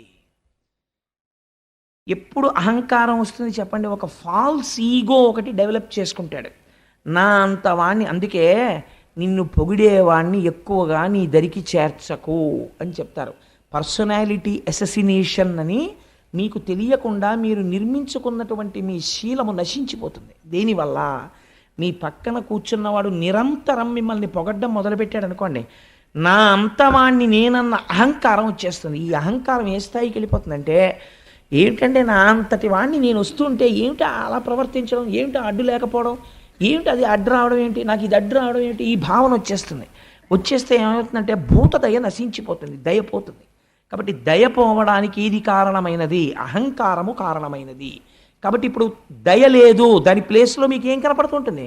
అహంకారం కనపడుతుంటుంది. కాబట్టి కలిపురుషుడున్నాడు, మీకు ఏం కనపడుతుంటుంది? అహంకారం కనపడుతుంటుంది. మీకు నేను ఒక ఉదాహరణ చెప్తాను. మొన్నటి రోజున నేను రైతు బజార్లో కూరలు కొనుక్కుని ఇంటికి వెళ్ళిపోతున్నాను. అటువైపు సందులోంచి ఓ పిల్లవాడు ఓ 80 కిలోమీటర్ల వేగంతో హీరో హోండా మీద రైంగిమని టర్నింగ్ తిరిగాడు. తిరిగి వాడు నా స్కూటర్ చూసి, నేను ఆ సందులోకి తిరుగుతున్నాను, స్కూటర్ చూసి నేను ముసలాండి అయిపోతున్నాను, నా బండి అంతకన్నా ముసలిది, 17 ఏళ్ళు అయిందేమో అది కొని. నేను పాపం ఇంత అలా సేవిస్తోంది ఎప్పటి నుంచో, దాన్ని ఎందుకు మార్చాలని నేను మార్చలేదు. అది అతను బ్రేక్ కొడితే ఇటువైపు ఉన్నవాడు అటువైపుకి తిరిగాడు. అంటే అలా తిరిగింది బండి. తిరిగితే నేనన్నా, ఏమయ్యా అంత స్పీడ్ వస్తున్నావే, ఒకవేళ నువ్వు నన్ను గుద్దీసావు అనుకో, నా కాలో చెయ్యో విరిగిపోతే ఓ నెలలాళ్ళు మెడికల్ లీవ్ పెడతాను, పర్వాలేదు. కాలో చెయ్యో విరిగిపోయిందని తెలియగానే ఉదారులై మా ఆఫీసర్లు గ్రాంట్ చేస్తారు, సత్యమే కాబట్టి. కానీ నీకు విరిగిపోయిందనుకో, ఇప్పుడు నడుస్తున్న టైము ఫిబ్రవరి కదా, మార్చి ఏప్రిల్లో పరీక్షలు ఉంటాయి. నువ్వు ఎంత విలువైన విద్యా సంవత్సరాన్ని జీవితాన్ని పోగొట్టుకుంటావో. After all 80 kilometres speed thrill కోసం నీకు ఎందుకే ఇంత స్పీడు అన్నాను. అతను అన్నాడు, పోవాయ చెప్పొచ్చా ఎలవాయ నువ్వు అన్నాడు. అంటే నేను చాలా సంతోషించాను. మీరు దాని గురించి పెద్ద సీరియస్గా ఆలోచించక్కర్లేదు. అంటే నేను ఎందుకు చెప్తానంటే, అప్పుడు నేను అనుకున్నాను, ఓహో భాగవతం చెప్దాం అనుకుంటున్నాను కదా ఫిబ్రవరి 2వ తారీఖు నుంచి, ఈశ్వరుడు కలిదర్శనం చేయించాడు నాకు అనుకున్నాను. అంటే వాడికి ఒక పెద్ద అహంకారం అనమాట. నా అంత వాణ్ణి నేనేం తగిలిన బండికి 80 కిలోమీటర్స్ స్పీడ్లో బ్రేక్ వేసి బండి ఇలా తిరిగింది. అది ఎంత సంతోషం వాళ్ళకి ఇలా తిరిగిపోతుంటే. అలా అనుకుంటున్నాడు. అది చూడండి ఇప్పుడు ఏమైపోయింది. అది నిజంగా దయ కలిగిన వాడు అనుకోండి, అయ్యో మాస్టర్ మీరు అంత మాట అన్నారు, మీకు కూడా చూస్తుంటే 20 ఏళ్ల కుర్రాళ్ళ లేరు, పాపం మీకు కాలో చెయ్యో విరిగిపోతే మీకు ఇబ్బందే కదండి, అంత మాట అన్నారు నా వృద్ధిని కోరి, చాలా సంతోషం అండి అన్నాడు అనుకోండి. అతనికి దయ ఉందండి నా పట్ల. అంటే ఇప్పుడు అతని విషయంలో తెగిపోయిన ఎద్దే ఉంది అతనిలో. అంటే ఇప్పుడు ధర్మము యొక్క ప్లేస్ని ఎవరు రీప్లేస్ చేస్తున్నారు? అధర్మము రీప్లేస్ చేస్తాడు. కలిపురుషుడు వచ్చాడు. మామూలుగా మీరు దయ పోయినది, శౌచము పోయినది అన్నారనుకోండి, మీకు కలిపురుష దర్శనం ఎక్కడవుతుంటుంది? ఇప్పుడు మీరు పెద్ద సినిమా మీకు కనపడుతుంది ప్రపంచంలో. ఇప్పుడు మీరు రోడ్డు మీద వెళ్ళిపోతున్నారనుకోండి, మోటార్ సైకిల్ మీద వెళ్ళిపోతూ సెల్ ఫోన్ మాట్లాడుతున్నవాడు లోకమునందు దయలేనివాడు, వాడు ఎవరినైనా గుద్దేస్తాడు. కొంతమంది మోటార్ సైకిల్ మీద వెళ్ళిపోతూ ఈశ్వరుడు 2 చేతులు ఇస్తే వదిలేస్తారు, వాడికి ప్రమాదం మనకి ప్రమాదం. కాబట్టి ఇవన్నీ ఏమిటంటే కలిపురుష లక్షణాలే. కాబట్టి మీరు ఓహో ఇదంతా కలిపురుష లక్షణం ఇంత ప్రబలంగా ఉందన్నమాట అని మీరు వెంటనే కృష్ణపాదాలని స్మరించుకుంటూ ఉండాలి. కాబట్టి ఇప్పుడు ఏమైపోయినది? దయ అహంకారం వలన పోయినది. మూడవది ఇది తపస్సు. తపస్సు దేని వలన పోయినది? సమ్మోహము వలన పోయినది. సమ్మోహం అంటే ఏమిటి? ఇది ఒక విచిత్రమైనటువంటి లక్షణం. ఎందుకంటే అసలు ఆ చేయవలసిన అవసరం ఏముందండి అని. మీరు చాలా కృతక వేదాంతం ఒకటి వింటుంటారు, మీరు ఎప్పుడైనా విన్నారో లేదో. ఇవాళ భీష్మేకాదశి కదండి, మేమందరం సత్యనారాయణ వ్రతం చేసుకున్నామని మీరు ఎవరితోనో చెప్తున్నారు అనుకోండి. ఒక ఆయన వచ్చి అంటాడు, ఎందుకంటే అవన్నీ చెయ్యాలేంటి? ఇక్కడ ఉండాలండి శుద్ధి. ఇక్కడ శుద్ధి కోసం వాడు వ్రతం చేసుకున్నాడు. నీకంత శుద్ధి నిజంగా పొందేసిన వాడివైతే ఏమంటారో తెలుసా అండి? మహాత్మా అంటారు. పొద్దున్న మా ఇంటికి తత్వవిధానంద సరస్వతి మహారాజ్ అని ఒక మహానుభావుడు వచ్చారు. వారితో పాటు వేరొక పరివ్రాజకులు వచ్చారు. వారిని ఏమని పిలుస్తారో తెలుసా అండి? ఎప్పుడు నేను గమనిస్తూ ఉంటాను. రండి మహాత్మా అంటుంటారు అందరినీ. తత్వవిధానంద సరస్వతి మహారాజ్ దగ్గర శిష్యుడని చెప్పుకోవలసిన స్థాయి వారై ఉండవచ్చు వారు, లేదా వారి నాన్నగారి దగ్గర చదువుకున్నారు. అయినా వారికి అహంకారం ఉండదు. వారు ఆయన్ని కూడా తన పక్కన కూర్చోపెట్టుకుని చక్కగా వారిని పిలిచేటప్పుడు మహాత్మా రండి అంటారు. ఆ పిలుపులో ఆయనలో కలి ప్రవేశించలేకపోయాడు అనమాట. అందుకని అహంకారాన్ని చెక్ చేస్తున్నారు ఆయన. ఇప్పుడు అహంకారం లేదు, ఏదుంది? దయ ఉన్నది. అక్కడ అంటే ఇప్పుడు ఎవరున్నారు? కృష్ణుడున్నాడు. అక్కడ కృష్ణుడున్నాడు తప్ప కలి లేడు. కృష్ణుడే ఉన్నాడని ఏమి గుర్తు? మీరు ఏం చెప్పమన్నా కృష్ణుడి గురించే చెప్తుంటారు, ఈశ్వరుడు గురించే పలుకుతుంటారు. ఎందుకు పలుకుతుంటారు? లోపల ఆ పాదం లేదు, ఈ పాదం ఉంది. కాబట్టి ఎక్కడుందండి ఆ ఎద్దు? నిజంగా అక్కడెక్కడో పరీక్షిత్తు కనపడలేదు. ప్రతి చోట మీకు ఈ ఆవు ఎద్దు కనపడుతూనే ఉంటాయి. ఇలాంటి ఎద్దు కనపడ్డప్పుడల్లా ఈ ఆవు ఏడుస్తూనే ఉంటుంది. ఈ ఆవు ఏడిచినప్పుడల్లా పిడుగులు పడుతూనే ఉంటాయి, సునామీలు వస్తూనే ఉంటాయి. లోకమునందు అలా ఏడ్పించడాలు ఎక్కువైపోయాయి అనుకోండి, మహాత్ముల జోలికి వెళ్ళిపోయారనుకోండి, సునామీలు వచ్చేస్తాయి, పిడుగులు పడిపోతాయి, భూకంపాలు వచ్చేస్తాయి, సర్వనాశనం అయిపోతుంది. భూమి ఏడ్చింది. ఆ ఏడ్పు వల్ల వచ్చినటువంటి అదంటే దుష్టమైనటువంటి ఫలితం అది. కాబట్టి తపస్సు దేని వలన పోయింది? సమ్మోహము వలన పోయినది. కాబట్టి ఇప్పుడు ఈ 3 పోయాయి. ఈ 3 స్థానంలో ఏమి వచ్చినట్టు? ధర్మము యొక్క పాదములు పోయి అధర్మము యొక్క పాదములు వచ్చాయి. అధర్మము యొక్క పాదములు ధర్మమునకు అంటుకుని ఉంటాయా? ఉండవు. అది ధర్మము యొక్క ధర్మస్వరూపమైన వృషభము. అందుకని 3 పాదములు లేకుండా కనపడుతోందంటే కలియుగంలో. సో అదర్వైజ్ సేస్ ఇంకొక చోట ఉన్నాయి ఆ 3 పాదాలు. ఆ 3 పాదాలే ఇప్పుడు తిరుగుతున్నాయి. కాబట్టే నేను ఏడుస్తున్నాను. ఈ 3 పాదాలు తిరుగుతుంటే ఏడిచ్చే వాళ్ళు ఎవరో వాళ్ళ కోసం రై ఉండాలి, సాధు పురుషులై ఉండాలి.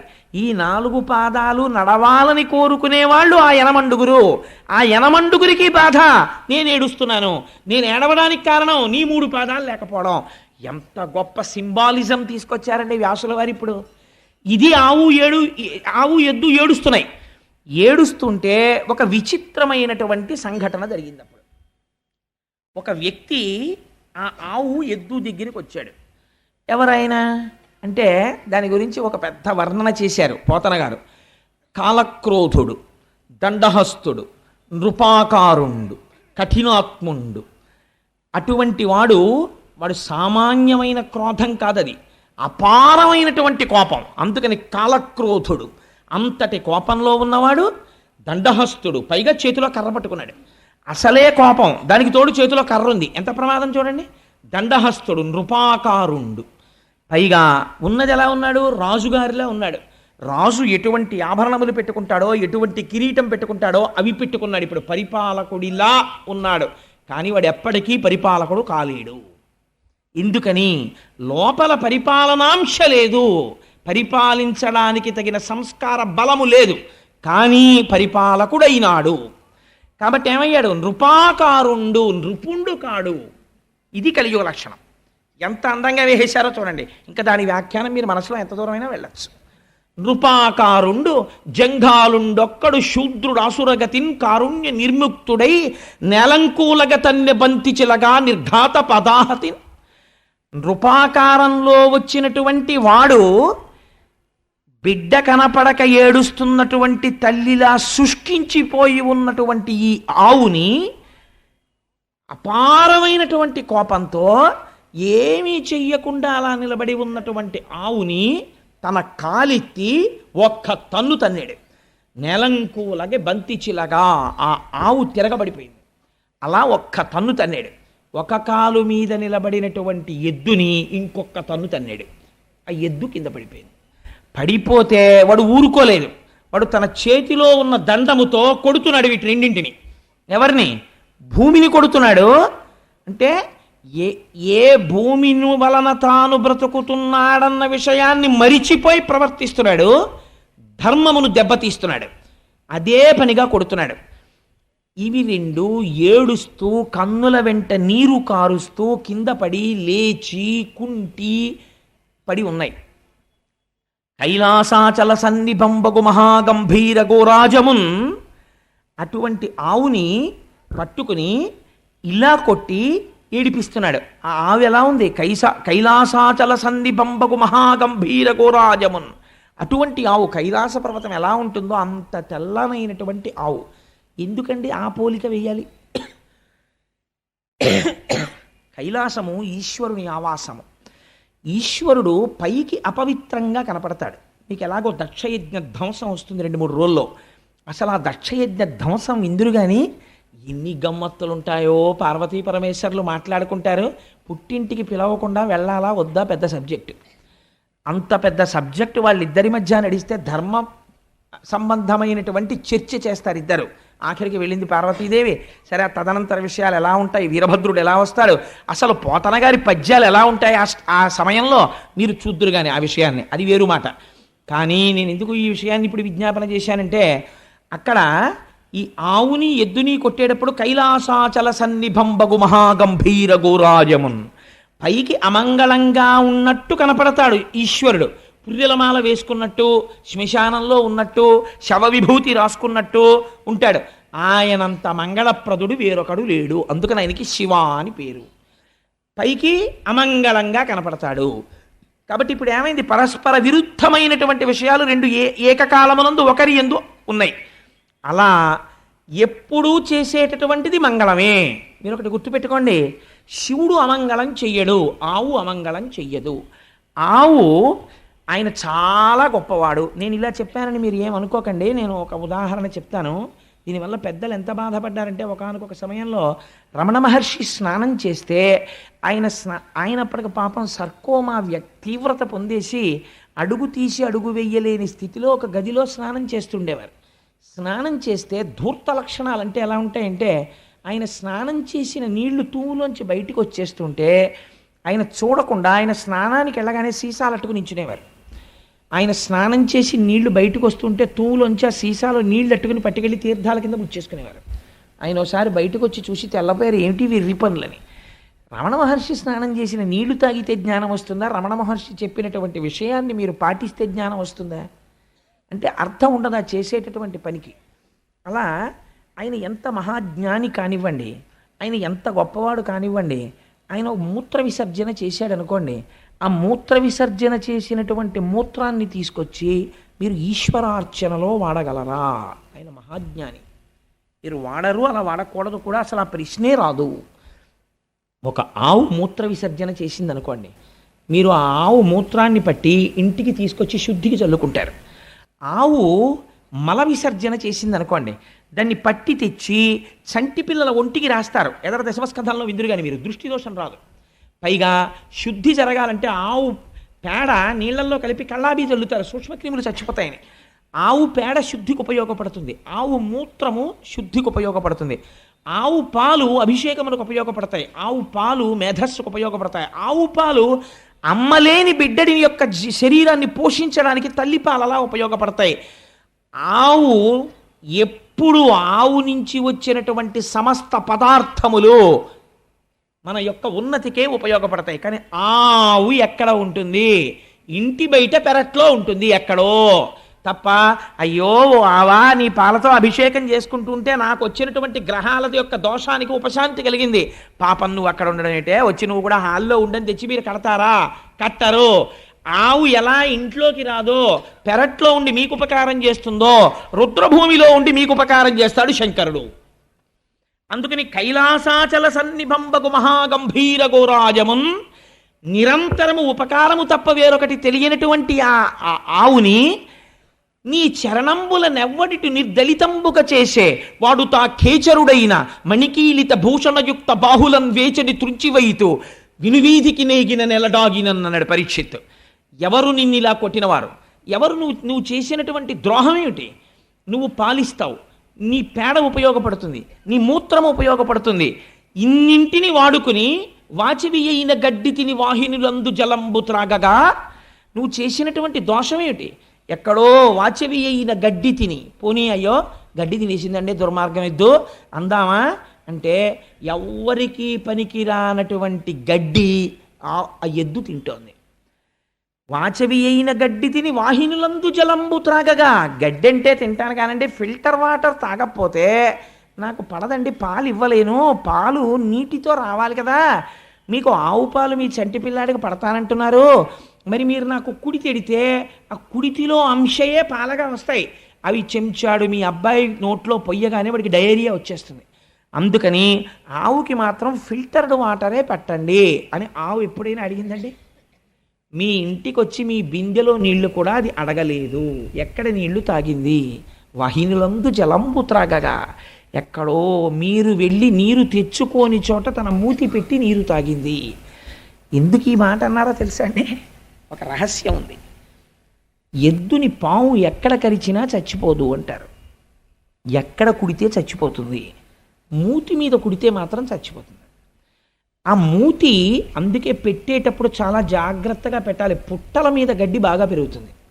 ఆ పుట్టల మీద గడ్డిని తాను తినడం ఎంత ప్రమాదకరం ఆవుకి, ఎద్దుకి ఎంత ప్రమాదకరం. పుట్ట మీద గడ్డి తిని ఆవుకి ఒక లక్షణం ఉంటుంది, ఎద్దుకిని గబుక్కుని బురదలో కానీ ఎందులో కన్నా జారితే గభాలన పైకి రాలేవు, చాలా కష్టం. నిజంగా జీవహింస అంటే మీరు ఎక్కడ చూడొచ్చో తెలుసా అండి? అపార్ట్మెంట్లో గృహప్రవేశానికి ఆవుని ఎక్కించినప్పుడు చూడొచ్చు. అంతకన్నా దారుణం. ఆవు బొమ్మట్టుకుని వెళ్ళకూడదండి. మీరు ఆవును అందులో న్యాసం చేసి, సుబ్రహ్మణ్య శర్మ గారు రేపు మనకి వ్రతం చేయిస్తుంటారు, ఆయన నాకు ఒక సందర్భం చెప్పారు. 3rd ఫ్లోర్లో పూర్తి అయ్యి అపార్ట్మెంట్లో ఎవరో గృహప్రవేశం అవుతూ ఆవుని బలవంతంగా ఎక్కించేసి ముందే లోపల పెట్టారట. పెడితే పాపం ఈ పుణ్యాత్ముడికి తెలియక గృహప్రవేశానికి ముందు మంగళవాయిద్యం చేయండి అన్నాడు. అంటే వాళ్ళు మంగళవాయిద్యం చేశారు. చేయగానే తెల్లవారకట్ల 3 గంటల ముహూర్తం. ఈ ఆవు బెదిరిపోయి ఇంకా గ్రిల్స్ పెట్టినటువంటి కిటికీలోంచి సగం దూకేసింది. కింద రోడ్డు ఉంది. ఆ ఆవుకి వెనక్కి రావడం తెలియదు, ముందుకు పడిపోతే చచ్చిపోతుంది. ఈ విషయం పాఠం చెప్పిన కృష్ణావధానులు గారికి తెలిస్తే నువ్వు జీవితంలో మళ్ళీ వేదపన్నం చెప్పకని శపిస్తారేమో అని భయపడి ఈయన గృహప్రవేశం విషయం అక్కడ పెట్టేసి వీధిలోకి పరిగెత్తి ఎవరో కొబ్బరి బండాలు కొట్టేవాళ్ళు కనబడితే, ఒరే నేను 500 ఇస్తాను, ఆవుని వెనక్కి రాకేంట్రా, లేకపోతే గోహత్యాపాతకం నాకంటుకుంటుంది, నేను మోగించమన్నా నా మంగళవాయిద్యాలు అని ముందు వాళ్ళని తీసుకొచ్చి తాళ్ళేసి తప్పెట్లేసి ఆవుని వెనక్కి తీసుకొచ్చి కిందకి దింపాక గృహప్రవేశం చేయించానండి. ఇలా ఉంటాయి అపార్ట్మెంట్లలో గృహప్రవేశాలంటే నాకు భయం మహాప్రభు అన్నాడు ఆయన. నాకు నిజమే అనిపించింది. మీ పుణ్యం కోసం ఆవు పేడేసేసి మూత్ర విసర్జన చేసేసి బెంగెట్టేసుకుని మీ మార్బుల్ ఫ్లోరింగ్ మీద నిలబడలేక 4 కాళ్ళు ఇలా జారిపోతుంటే చిత్రహింస పెట్టేయడమా? అదండి ఆవుని తీసుకెళ్ళి అంత హింస పెట్టి మీరు ఆ ఇంట్లోకి వెడితే మీకు ఏం కలిసి వస్తుందండి నాకు చెప్పండి. ఆ ఆవు అంత భయపడిపోయిన చోటకి మీరు వెళ్ళిపోతే మీకు కలిసి వస్తుందా? ఆ గోవు బెంగ పెట్టుకుని ఏడ్చిన ఏడుపు కట్టి కుడిపేస్తుంది. పెచ్చ పనులు చేయకూడదు. చేసేటప్పుడు సందర్భములను చూడాలి. ఆ ఇంట్లోకి ఆవిడితే తీసుకెళ్ళితే మానే. ఎందుకు వచ్చింది అల్లరి? ఓ ఆవు బొమ్మ అట్టుకెళ్ళు, గొడవ వదిలిపోయాయి. వెళ్ళేటప్పుడు గోవుకి ప్రదక్షిణం చేసి నమస్కరించి, అమ్మా గోమాత సమస్త శుభములను కటాక్షించు, నేను కట్టుకున్న ఇంట్లోకి నువ్వు రాలేవమ్మా, నువ్వు వెళ్ళిపోతే గొడవ వదిలిపోయాయి. ఆవిడ కటాక్షిస్తుంది. ఎందుకు వచ్చిన అల్లరి? నేను ఈ విషయాన్ని ఎందుకు ప్రస్తావన చేశానంటే, వాచవి అయిన గడ్డి తిని వాహినులందు జలంబు త్రాగగా, ఎంత గొప్ప మాట వేసారండి పోతన గారు. నిజంగాను నీకు పనికొచ్చేది ఏం తిందిరా అది? నువ్వు కొట్టడానికి నాకు ఒక కారణం చూపించు. గడ్డి తిందా? నువ్వు తినవు. నిన్ను ఎప్పుడైనా తిట్టవలసి వస్తే అంటారు, ఏ గడ్డి తిన్నా ఏట్రా, బుద్ధి గడ్డి తిందా అంటారు. అంటే నువ్వు గడ్డి తినవలసిన రోజే వస్తే అంతకన్నా హీనం ఇంకోట్లేదు. అలాంటిది అది తిందా గడ్డి. వాహినిలందు జలంబు త్రాగగా, ప్రవహించి వెళ్ళిపోతున్నటువంటి నీటిని అది తాగింది ఎక్కడో వెళ్ళి. నువ్వు మాత్రం ఫిల్టర్ చేసుకు తాగుతావు. అలాంటి నీళ్ళది తాగి, ఫిల్టర్డ్ వాటర్ తాగి, కుక్కుడు ఫుడ్ తిని, కుక్కర్లోది తిని, చాలా హైజీనిక్ ఫుడ్ తిన్నాననిపించుకుని నీలో విషం పెరుగుతోంది. వీధిలో గడ్డి తిని ఏట్లో నీళ్లు తాగి అది పరమసత్వగుణ స్వరూపమైన పాలనిస్తోంది. ఉపాధి ఏదైతే ఎందుకండి, ఎవరు గొప్ప? అది గొప్ప. కాబట్టి వాచవి అయిన గడ్డి తిని వాహినులందు జలంబు త్రాగగా నీ చరణంబులెవ్వడిటు నిర్దళితంబుగా చేసే. ఎవడు నీ 3 కాళ్ళు తెగగొట్టాడు? ఎలా నువ్వు అపరాధం చేస్తావని నమ్మాడు అసలు? వాడు తా ఖేచరుడైన మణికీలిత భూషణయుక్త బాహులన్ వేచని త్రుంచివైతు వినువీధికి నేగిన నెలదాగినం. వాడు భూమిలో దాక్కొని ఆకాశానికి ఎగిరిపోని, వాడు మణులు పెట్టుకున్నటువంటి భూషణములతో కూడినటువంటి వాడి భుజములను నా కత్తితో నరికేస్తాను, ప్రతిజ్ఞ. ఏ చేతితో నీ పాదములు నరికాడో ఆ చేతుల్ని నేను నరికేస్తాను. అంటే ఇంకా ధర్మ సంస్థాపన కోసము పూనికున్న రాజు ఉన్నాడు భూమి మీద, పరీక్షిత్ వరకు. ఈ మాట అనగానే అక్కడ ఉన్నటువంటి ఆ వృషభము, ఆ గోవు, అవి రెండు వాటి స్వరూపమును చూసి పరీక్షిత్ గుర్తుపట్టాడు. అమ్మా, నువ్వు ధరణిదేవివి, ఆయన ధర్మము. మీ ఇద్దరూ ఇలా అయిపోయినందుకు నేను శోకిస్తున్నాను. కానీ ఎవడు ఇలా ఈ పాదములు తెగగొట్టాడని అడిగాడు. అడిగితే వీళ్ళు చెప్పకముందే ఆవిడంది ఎంత గొప్పగా మాట్లాడిందో చూడండి. కొందరు కాలం అన్నారయ్యా, కొందరు కర్మ అన్నారు, ఇది యుగ సంధి అన్నారు, ఇది యుగ లక్షణం అన్నారు, ఏవేవో కారణాలు చెప్పారు. నా కాళ్ళు మాత్రం తెగిపోయాయి అందావిడ. అంటే ఆయన అటు ఇటు చూస్తున్నాడు. ఇప్పటి వరకు నృపాకారంతో ఉన్నవాడు ఒకడున్నాడు చూశారా, వాడు గభేల్న వెళ్ళి పరీక్షిత్ పాదాల మీద పడిపోయాడు. పడిపోయే, అయ్యా నన్ను రక్షించండి, తప్పైపోయింది, నేనే నరికేశానా 3 పాదాలు అన్నాడు. అంటే ఇప్పుడు ధర్మము యొక్క 3 పాదములను ఎవరు నరకగలిగారు? కలి వలన పోయాయి. కలి తెంపలేదు, కలి మీలోకి వస్తే మీ చేత తెంపించేస్తాడు ధర్మాన్ని. కాబట్టి ఇప్పుడు కలి ప్రవేశం జరిగినది. కానీ స్థిరముగా నేను ఉంచుకోలేకపోతున్నాను. ఒక మాట చెప్పాడు, నా తప్పు కాదు, ఇది కలియుగం, నేను రావాలి, అందుకే ఈశ్వరుడు వెళ్ళిపోయాడు, నేను వచ్చాను. కానీ మరి నేను గట్టిగా ఉంచుకుని నిలబడదామంటే నేను ఎక్కడికెళ్ళి నిలబడితే అక్కడే నువ్వు ధనుర్బాణాలు పట్టు కనపడుతున్నావు. మరి ఎలా? ఇలా అయితే నేను ఉండడం కష్టం కదా. మరి కలియుగంలో కలిని ప్రవేశించాలి కదా. అందుకని నువ్వు నాకు ఒక అవకాశం ఇయ్యి, నువ్వు ఫలానా చోట ఉండు అని చెప్పు, నేను అక్కడ ఉంటాను. అప్పుడు ఇంక ఇబ్బంది ఉండదు. తప్పించి నేను ఎక్కడికెడితే అక్కడ నువ్వు కనపడుతుంటే నీకు నాకు సంఘర్షణ వస్తుంది, నువ్వు నన్ను చంపుతానంటుంటావు, యుగం వచ్చేసింది, నేను రావాలి, కాబట్టి నేను ఎక్కడ ఉండనో నువ్వే చెప్పన్నాడు. అంటే ఎంత గొప్ప మాట చెప్పాడో చూడండి. పరీక్షిత్ అన్నాడు, నీకు 4 స్థానాలు ఇస్తాను, నువ్వు అక్కడే ఉండు అన్నాడు. ఎక్కడ ఉండమంటావు అని అడిగాడు. మొట్టమొదట పరీక్షిత్ చెప్పిన స్థానం ఏదో తెలుసా అండి? జూదశాల యందు నీవు ఉండవచ్చు. రెండవది ఎక్కడ ఉండనన్నాడు, పానశాల యందు నువ్వు ఉండవచ్చు. ఎక్కడెక్కడ ఈ మత్తు గొలిపేటటువంటి పదార్థములను త్రాగుతారో అక్కడ నువ్వు ఉండవచ్చు. మూడవది స్వేచ్ఛావిహరిణులై ధర్మమునకు కట్టబడని ఆచార భ్రష్టులైన స్త్రీల యొద్ద నువ్వు ఉండవచ్చు. నాలుగవది ఎక్కడ ఉండవచ్చు, జీవహింస జరిగేటటువంటి ప్రదేశముల యందు నీవు ఉండవచ్చు. 4 ప్రదేశాలు నీకు ఇచ్చానన్నాడు. ఇప్పుడు మీరు పురాణంగా నేను దీన్ని ఈ మాట చెప్పి నేను దాటేశాను అనుకోండి, మీరు నా చొక్కా ఏం పట్టుకోరు, పాపవాడికి అదే వచ్చు అని చెప్పాడు, పాపవాడి జోలికి ఎందుకు మనకు కాను వదిలేస్తారు నన్ను. కానీ మీరు నాకు ఒక విషయం చెప్పండి, కలికి ఈ 4 ప్లేసెస్ ఇస్తే ఏమిటి కలిసి వచ్చిందండి పరీక్షిత్కి? అసలు నువ్వు రావద్దురా అనాలి, కానీ ఈ 4 స్థానాలు నీకు ఇచ్చానన్నాడు కదా, ఈ 4 స్థానాలు ఇచ్చాడు అనుకోండి, కలి వెళ్ళి జూదం షాపులో పేక ముక్కలు ఇస్తాడా, లేకపోతే ఈ మత్తు పదార్థాన్ని అమ్మేటటువంటి చోటుకి వెళ్ళి షాప్ పెట్టుకుంటాడా, లేకపోతే జీవహింస తను చేస్తాడా, మిమ్మల్ని ఎలా పాడు చేస్తాడు కలి? ఇది మీరు విశ్లేషణ చెయ్యాలి. ఎలా పాడు చేస్తాడు అంటే దాని ఫలితములు చెప్పారు. జూదశాలయందు ఏమి జరుగుతుంది అంటే అసత్యము ప్రబలుతుంది. ఎలా అని మీరు నన్ను అడగచ్చు. మీరు కావాలంటే లోకమునందు పోకడ మీరు గమనించే ఉంటారు. మీరు గుడికి వెళ్ళేవాడు, ఏమన్నా ఒకసారి నేను శివాలయానికి వెళ్ళి ప్రదక్షిణం చేసి వచ్చేస్తానండి అంటాడు. లేదు, ఇంకా సినిమాకి వెళ్ళేవాడు అనుకోండి, ఏమండి ఏమనుకోకండి సినిమాకి వెళ్తున్నానంటాడు. ఇంకా పోని 10 మంది పరిహాసం ఆడాలండి, అదేంటి ఆఫీసర్ గారి దగ్గరికి వెళ్ళి, సార్ నాకు కొత్తగా పెళ్ళయిందండి, 16 రోజుల పండగ, ఎస్ఆర్ఎం గారి ఇన్స్పెక్షనో జడ్ఎం గారి ఇన్స్పెక్షనో అంటున్నారు, మా అత్తారు బాధపడతారు సార్, అందుకని 16 రోజుల పండగకి వెళ్ళాలంటే ఓ చిరునవ్వు నవ్వేసి ఆఫీసర్ గారు గ్రాంట్ చేసేయచ్చు. అది కూడా నోటితో చెప్పుకుంటాడు నేను వెళ్ళాలండి అని. కానీ ప్యాక్ ఆడుకోవడానికి వెళ్తున్నానండి అని చెప్తాడండి ఎవడైనా? చెప్పడు, మర్యాద పోతుందని తెలుసు వాడికి.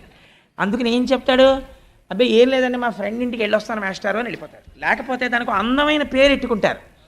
దాన్ని నేను ఎందుకు చెప్పాలి కానీ, ఇంగ్లీష్లో అయితే సితో ప్రారంభమైంది బితో పూర్తి అయిపోయేటటువంటి 4 అక్షరాల సంస్థను ఒక దాన్ని పెట్టుకుంటారు.